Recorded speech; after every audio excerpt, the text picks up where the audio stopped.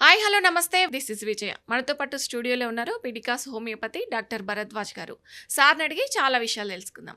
Hi sir! నమస్తే. Hi అండి. Doctor గారు ముఖ్యంగా సోరియాసిస్ ఎందుకొస్తుంది? ఇది ఏ ఏజ్ వాళ్ళలో వస్తుంది? దీనికి అసలు కారణం ఏంటి? సోరియాసిస్ అనేది one of the common diseases అండి. మనకి ఇండియాలో చాలా మందికి సోరియాసిస్ అనేది ఉంటుంది. హ్మ్. ఈ సోరియాసిస్ వచ్చిన వాళ్ళు మెయిన్‌గా ఏం ఫీల్ అవుతారంటే, ఇంకా మా జీవితం అయిపోయింది. హ్మ్. ఇంకా దీనికి ట్రీట్మెంట్ లేదు.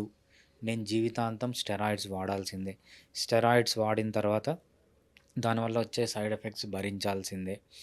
ఇదంతా ఒక సైడ్ అయితే, ఇంకో సైడ్ ఏంటంటే చాలామందికి నాకింకా మ్యారేజ్ కాదేమో, లేకపోతే మా స్పౌస్ నన్ను వదిలేసి వెళ్ళిపోతుందో, వెళ్ళిపోతాడో, నాకసలు మ్యారేజ్ కాదు. నేను ఇంకెక్కడ సోషల్‌గా ఎవ్వరితో కలవలేను. అందరూ నన్ను నన్ను చూస్తూనే నన్ను దూరంగా పెడుతున్నారు అని చాలా డిప్రెషన్‌లోకి, చాలా మెంటల్ ప్రాబ్లమ్స్‌లోకి ఎళ్తారనమాట. సో, ఇది మనం మామూలుగా సోరియాసిస్‌లో చూసేది. సోరియాసిస్ వాళ్ళకి గుడ్ న్యూస్ ఏంటంటే, మీరు ఏదైతే అలోపతి వాళ్ళు చెప్తారో దీనికి పర్మనెంట్ సొల్యూషన్ లేదు, దీనికి పర్మనెంట్ క్యూర్ అనేది లేదు, జీవితాంతం మీరు సఫర్ కావాల్సిందే, అవసరమే లేదు. హోమియోపతిలో పర్మనెంట్ క్యూర్ అయ్యే ఛాన్స్ చాలా వరకు సోరియాసిస్‌లో మనం చూస్తాం. ఇవన్నీ ఏంటంటే చాలా క్విక్‌గా వితౌట్ సైడ్ ఎఫెక్ట్స్ మనం సోరియాసిస్‌ని హోమియోపతిలో ట్రీట్ చేసుకోవచ్చు. హ్మ్. ఇంకొకటేంటంటే సోరియాసిస్ అనేది స్కిన్ పైన కనిపిస్తుంది. కానీ అది స్కిన్ ప్రాబ్లమ్ కాదు. అది ఇమ్యూనిటీ ప్రాబ్లమ్.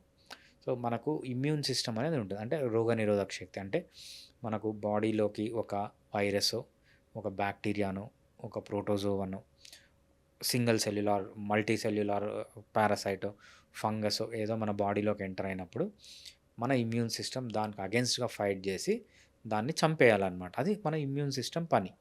కానీ ఈ కండిషన్‌లో ఏమవుతుందంటే మన ఇమ్యూన్ సిస్టమ్ అనేది మన స్కిన్‌నే అటాక్ జేస్తది.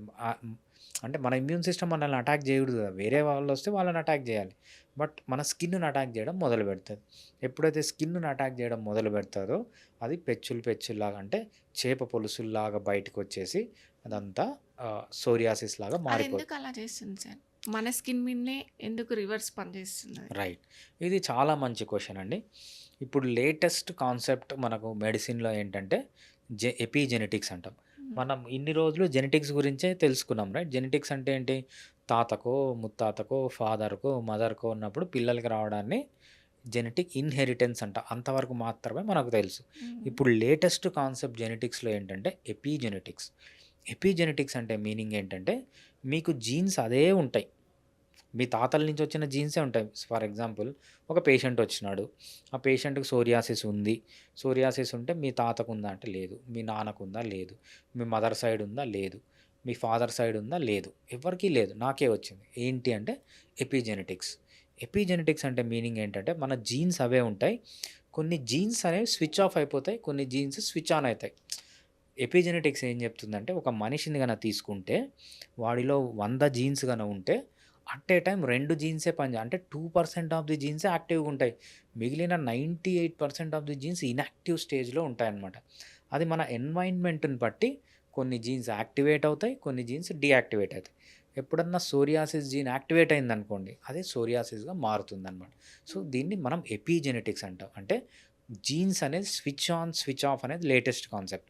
ఈ జీన్స్ అనేది స్విచ్ ఆన్, స్విచ్ ఆఫ్ అవ్వడం వల్ల అవసరమైన జీన్స్ స్విచ్ ఆఫ్ అవ్వడం, అవసరం లేనివి కాకూడని జీన్స్ స్విచ్ ఆన్ అవ్వడం వల్లనే హ్మ్. మనం సోరియాసిస్ వస్తుంది అంటాం. హ్మ్. అసలు ఎందుకు ఈ genes switch off, switch on అవుతుందనేది పెద్ద లిస్ట్ ఉంది. దాన్ని మనం సోరియాసిస్‌కి కాజెస్ లాగా తీసుకోవచ్చనమాట. నార్మల్‌గా ఇది పుట్టుకతోనొస్తుందా సార్? లేదంటే హ్మ్. మధ్యలో వస్తుందా? రైట్. ఇది మధ్యలో వస్తుందండి. పుట్టుకతో సోరియాసిస్ ఎవరికీ ఉండదు. హ్మ్. మనం కొన్ని అవసరం లేని జీన్స్ స్విచ్ ఆన్ కావడం, అవసరమైన జీన్స్ స్విచ్ ఆఫ్ కావడం అంటున్నాం గదా! సో, హ్మ్. ఎందుకు జరుగుతుంది అని మనం తెలుసుకుంటే, మనం సోరియాసిస్‌కి రీజన్ ఏంటి అని తెలుస్తుంది. హ్మ్. సోరియాసిస్‌కి మనకు రీజన్ కొన్ని వందల రీజన్స్ ఉన్నాయి. మనం ఇంపార్టెంట్ రీజన్స్ గురించి హ్మ్. ఒకటి ఫస్ట్ మనం తినే తిండి. హ్మ్. ఎక్కువ జంక్ ఫుడ్ తింటున్నాం. ఎక్కువ ఆహ్, కెమికల్ ఫుడ్ తింటున్నాం. అంటే అన్‌నాచురల్ ఫుడ్ తింటున్నాం. మనము ఫుడ్‌లో అంతా కెమికల్స్ ఏసుకొని తింటున్నాం. అది నంబర్ 1 రీజన్ అనమాట. నిద్ర సరిగా లేకపోవడం, ఎక్సర్సైజ్ సరిగ్గా చేయకపోవడం, లైఫ్‌లో స్ట్రెస్ ఉండడము, ఆల్కహాలు, స్మోకింగ్ జేయడం, వీటన్నిటి వల్ల సోరియాసిస్ వచ్చే ఛాన్స్ ఉంటుందనమాట.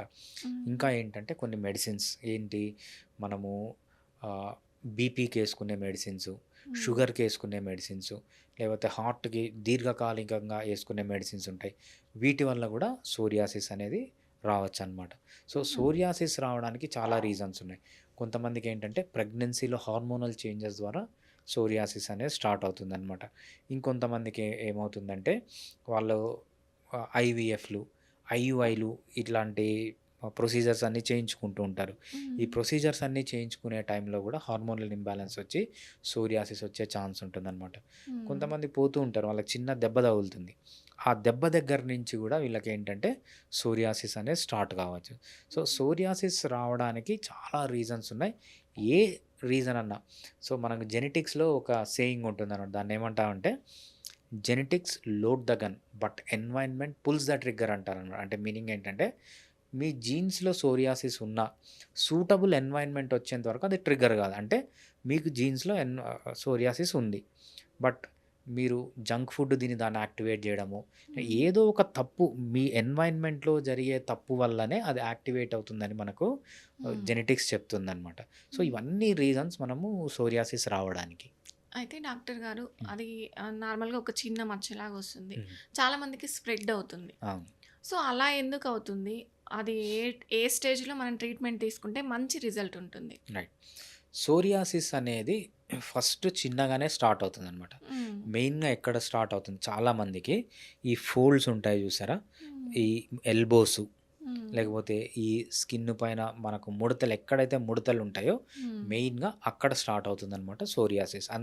అందరికీ అక్కడే స్టార్ట్ కావాలని లేదు. చాలామందికి అక్కడ స్టార్ట్ అయ్యి స్లోగా స్ప్రెడ్ అవుతూ వస్తుంది. హ్మ్. కొంతమందికి బాడీ అంతా వచ్చేస్తుందనమాట.